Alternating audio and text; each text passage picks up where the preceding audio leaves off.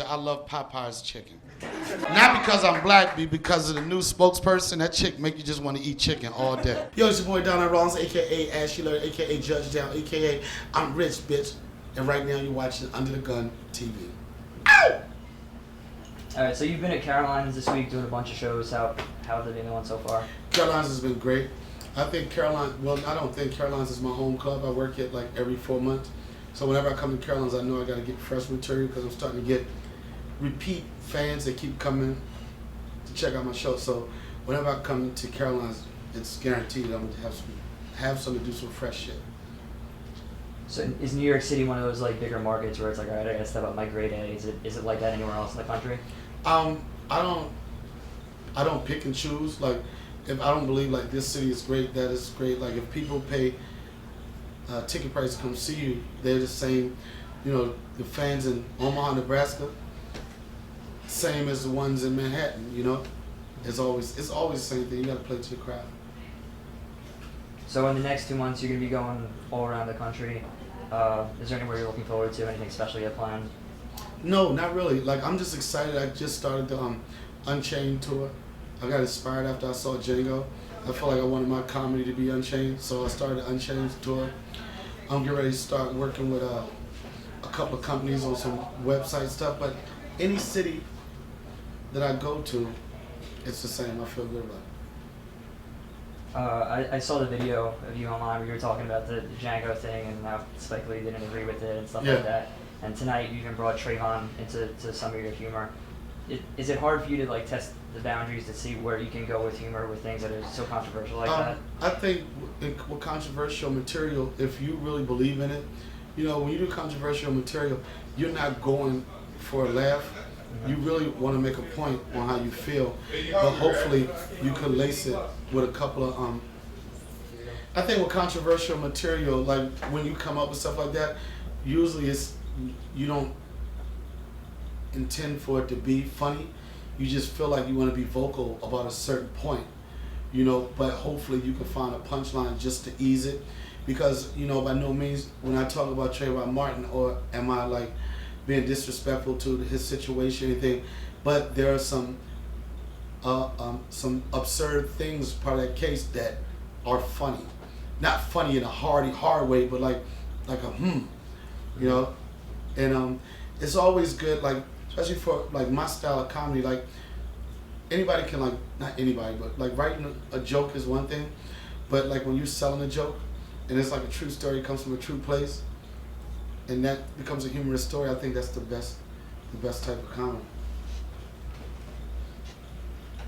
So you've been doing a lot of stuff with MTV. You did Hip Hop Squares, you've done Guy Code, and now you've got Guy Court coming out. Can you tell me Well, about I want that to say my relationship with MTV is kind of sour now because I think they're a racist company.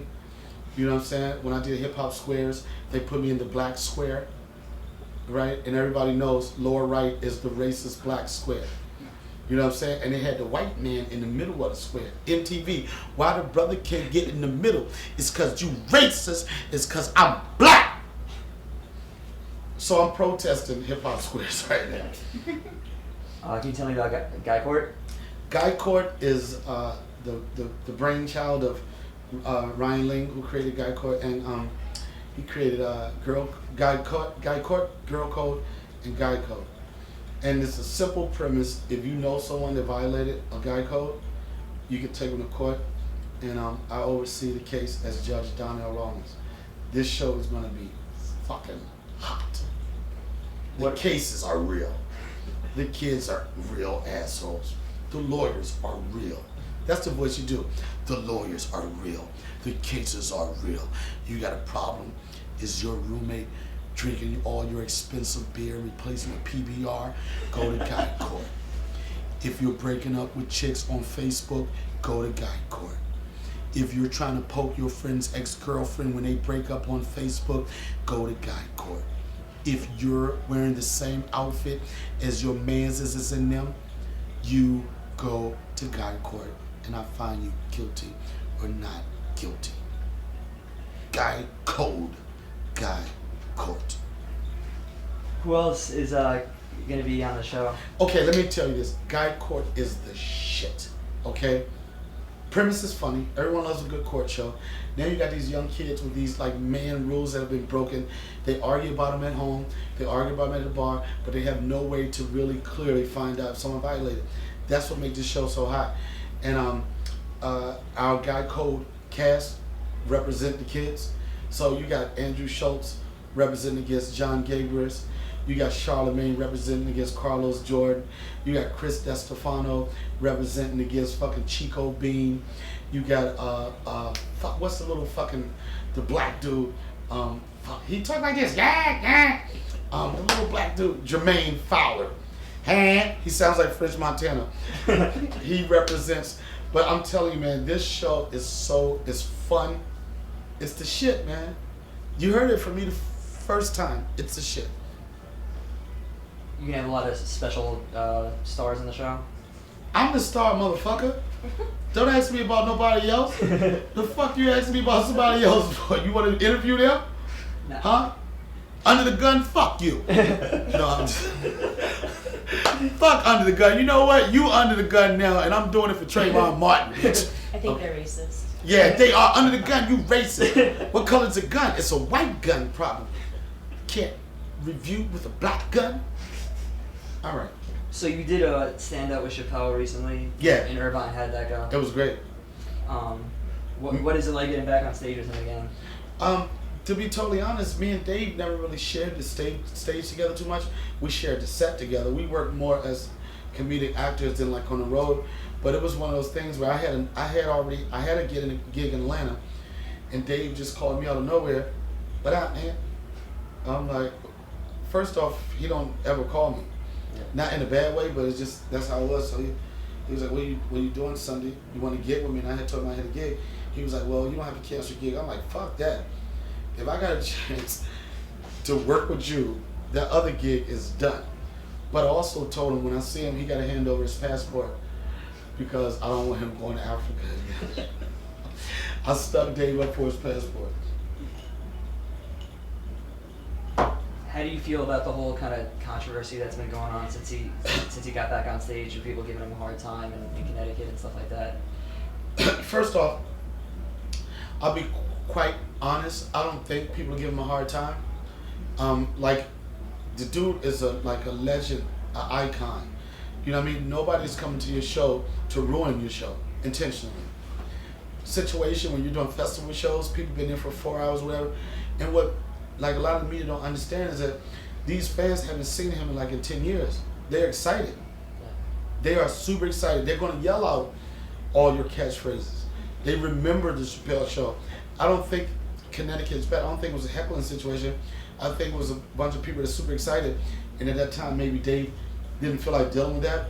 But to be totally honest, if you had one of the hottest shows in the history of television, you just leave it, nobody sees you for 10 years, the question's gonna be asked, where the fuck you been, nigga? You know, like, that would be the first thing. Me personally, the first thing I would address is like, all right, motherfucker, you know I went to Africa, but do you know what the cost of living is in Africa? Fuck that, I just was trying to save money. Something, get that out of your system and then go for it. You know, but you know, every comic has a night where they may feel there's some disconnect, or you're giving out one thing, you wanted a certain thing, and the energies change, you know, but you got to keep going. And I tell you, when I saw him in Irvine, you know, he joked on this situation connected, but he went up there and he destroyed it. You said, like, you know, people were like yelling stuff, like, you know, his famous quotes and stuff like that. How often are you walking down the street and you just hear some dude from down the road say, like, yelling on a rich bitch at you or something? Every like day. That? Yeah. And if I don't hear it, I'm like, fuck, I need to put out a sex tape or something. I gotta get caught fucking a white chick in the farmer's market or something. If they don't yell it out, I need some fucking PR and shit. If you put out I need PR. If you put out a celebrity Can I tell you a quick sex story? tape, yeah, sure. I don't, this is so funny because certain parts of my career I feel like I'm starting to get like high profile, and I had a publicist, right, and she got me the cover of Blacktail magazine. Blacktail magazine is like a pornographic magazine for men, of women, it is like the most circulated magazine in the prison system, right? So I was skeptical to do it, but I got a lot of my niggas locked up, and I didn't want to write them letters, right? So I was like, what better thing to do than to be on the cover of Black Tail? You don't know how many of my friends, when they got released from prison, talking about, yo, dog, I appreciate that shout out, right? And I told her, and I know it's a dirty magazine. I know these guys do weird things in this magazine. And in the article, I said, whatever you do, don't do it on my page, right? I was like, at least turn the page, right? But I'm telling you this story because this is when I was feeling like I was coming into myself. So I told her, and she's like one of the best, just a beautiful person, period. You know what I'm saying? And I said, you know, she was like, Donnell, I got you a cover, blah, blah, blah. I was like, of what? Then she told me, and I was like, and I told her, I was like, and I was real candid about it. I was like, what do you think this is going to, how do you think this is going to affect my image? Is it going to ruin my image? She told me, she said, why don't we work on getting you an image? And then we can work on ruining it, right? So, cut to, I was in the special issue of Black Tail magazine. That's funny. Derek, someone's not here. Yeah, open it.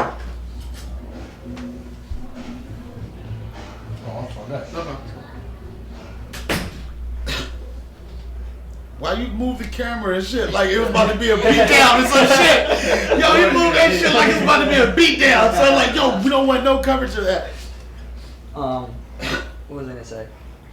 So yeah, so like speaking of like building an image, like in the press release that I read, it said that you were an overnight sensation, a decade in the making, and I thought that was like a really cleverly coined thing. It really was, and I'm not saying this to be cocky, but you have people that learn to be funny, then you have like naturals that once they get like structure and the rules, they become good. But when I first started, like I was an animal, like immediately. You know what I'm saying? It was one of those immediate hits, dude. Like I was doing it for like 3 months. People was like, how long you been in the game? 3 years? I'm like 3 months. You know, it was just one of those things that was always comedy was always a part of my life, but I didn't know what to do with it. You know, and then I got connected. And it was done.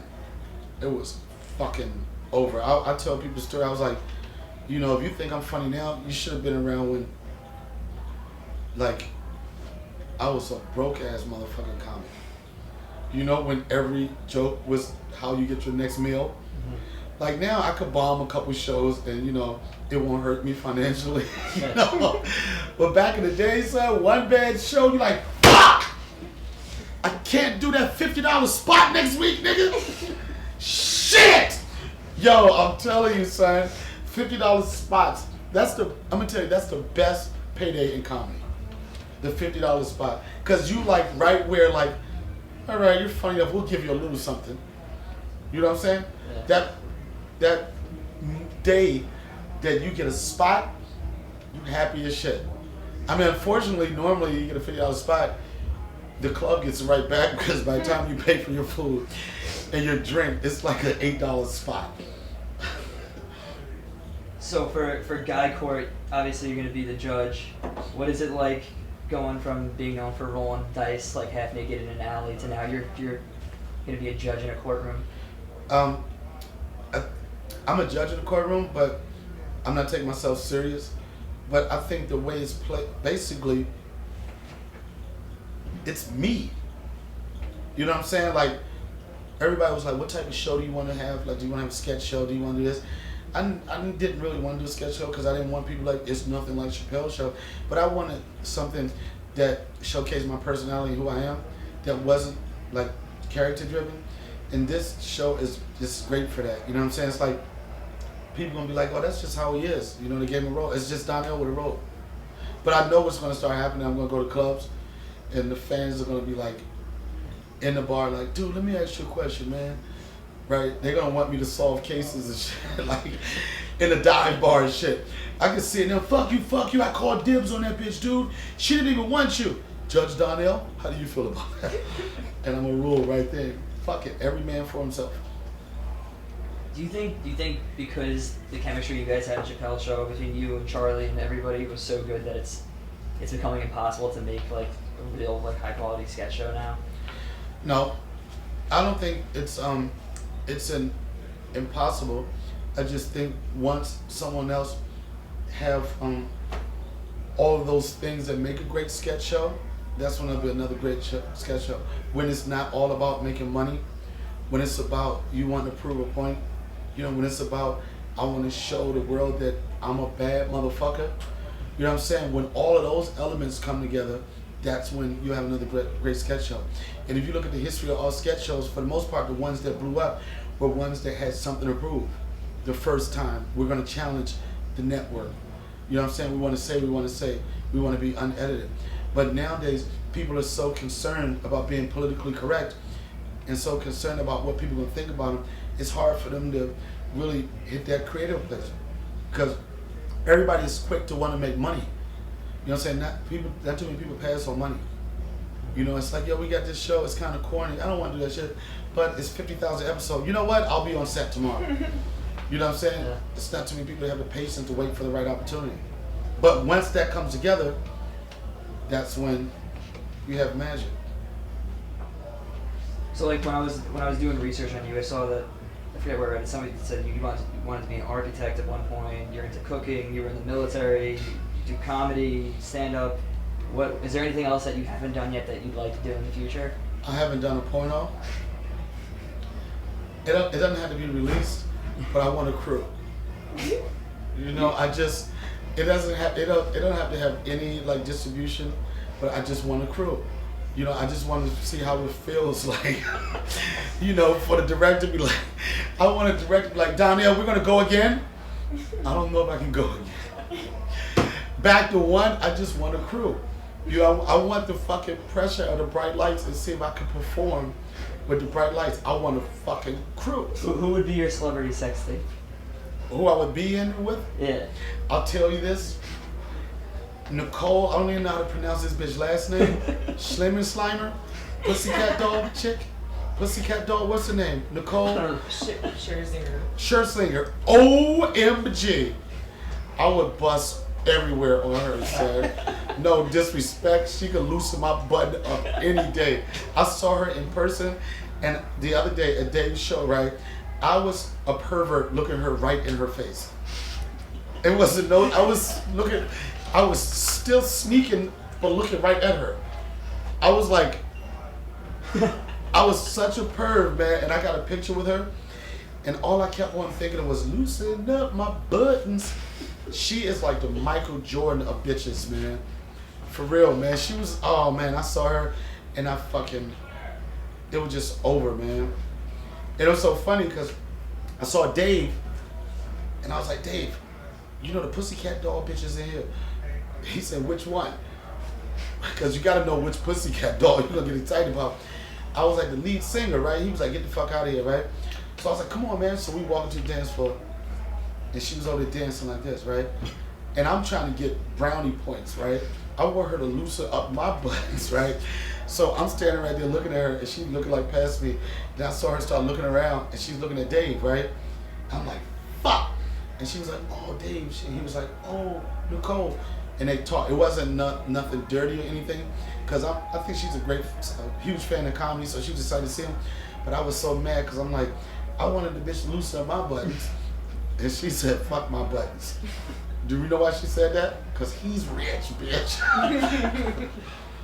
Yo, this has been Donnell Rawlings. I was a little nervous about doing this interview because it was called Under the Gun TV, where they do reviews. I'm like, these motherfuckers are gonna fuck with me. But I just got Under the Gun with Under the Gun TV. You get with it. Donnell Rawlings coming to your city, coming to your neighborhood, unchained. We judging, we cooking, we out here. Take it in the face. I'm rich, yeah!